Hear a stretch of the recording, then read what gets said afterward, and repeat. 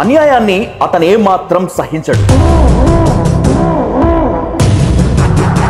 అరాచకం గనుక కనిపిస్తే నిలదీయకుండా వదిలిపెట్టడు.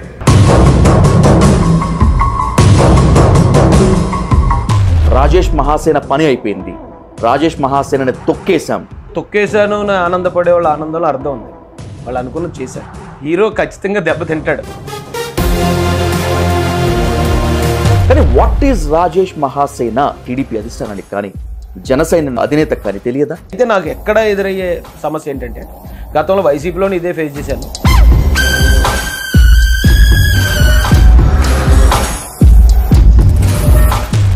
నాకై నేను తప్పుకుంటున్నాను అని మీరు ప్రకటించుకోవాల్సి వచ్చినప్పుడు హౌ యు ఫెల్ట్? ఎప్పుడైతే నేను వదులుకున్నానో నా ప్రత్యర్థులకి నేను ఒక ఐటమ్ అయిపోయినాను. పోరాట యోధుడిగానే గుర్తించాలి తప్ప మోసపోయినోడు లేకపోతే సొంతోళ్ళతోటే వెలివేయబడ్డాడు ఇలాంటి మాటలు భరించడం మాత్రం అసలు నా వల్ల అవ్వట్లేదు సార్.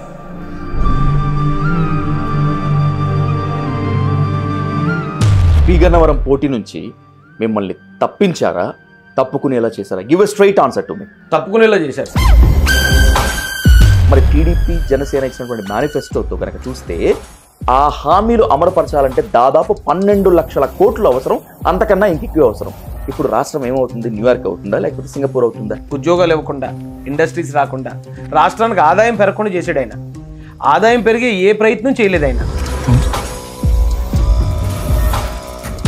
రేపు గనక కూటమి అధికారంలోకి వచ్చి ఇచ్చిన హామీలను గనక ఏ మాత్రం అమలు పరచకపోతే రాజేష్ మహాసేన ఇంతకంటే డబుల్ స్పీడ్తో క్వశ్చన్ చేస్తారా, లేకపోతే ఇంకొక పార్టీ లేదు కాబట్టి జీ హుజూర్ అంటారా? Give a straight answer.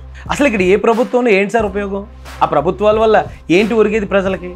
అలాంటి ప్రభుత్వం ఉన్న ఒకటే లేకపోయినా ఒకటే నా దృష్టిలో అయితే.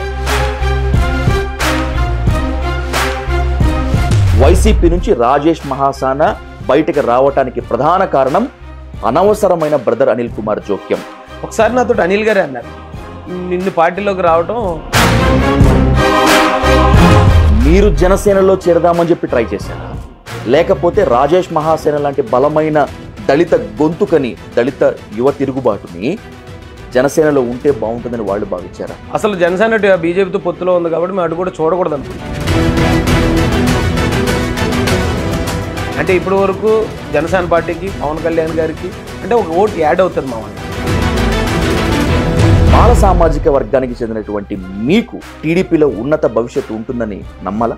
టీడీపీ ప్రో మాదిగా అనే దాంట్లో వాస్తవం ఉందండి. సో మాకు న్యాయం జరగలేదు, మమ్మల్ని చంపిన వాళ్ళని పక్కనేసి తిరిగాడనే బాధ మా అందరిలోనూ ఉంది.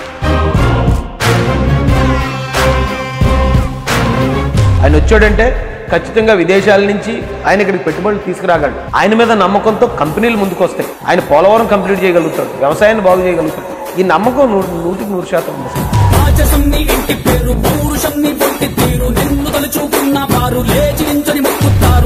తెలుగు పౌరుషాల రూపం నువ్వయ్యా అలనాటి మేటి